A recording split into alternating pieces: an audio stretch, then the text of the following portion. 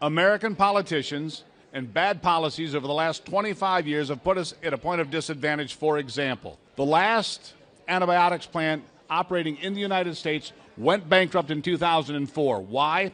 Because leading up to 2004, every other antibiotic plant in the United States was bought by the Chinese. The Chinese also bought every other antibiotic plant around the planet, and they dropped the price through the floor. They bankrupted that company in New York, so we don't even make antibiotics in America. So if China says we don't want to give antibiotics to America or the world, it takes 2 to 3 years to culture the antibiotics, to create the drugs that stop bacteria that would save lives. The problem is China controls our pharmaceuticals. They control too much farmland. They have sway over too many politicians who have sold their souls, frankly. Plus, you've got the media control, the narrative.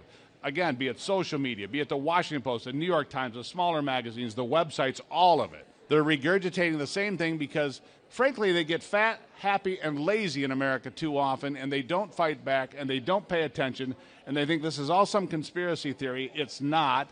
Go look it up. 25% of the pigs belong to China here. 50% of the pigs alive on the planet belong to the CCP. Around the world, they've controlled farmland and production and packing and medicine and food, all of it.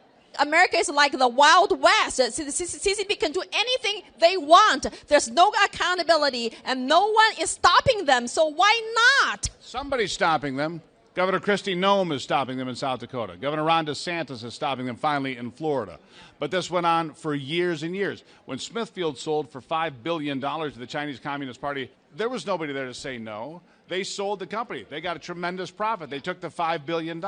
When the farmland was sold near Air Force and military base in the United States, nobody said no. They got a top dollar offer. But things do have to change. The Chinese are not worried about what happens next year or 5 years from now. Again, everything under heaven belongs to them, and so they're playing the very long game, and they've got a very strong foothold, and so therefore it's going to be hard to pull them out. But it has to happen, and it has to start yesterday.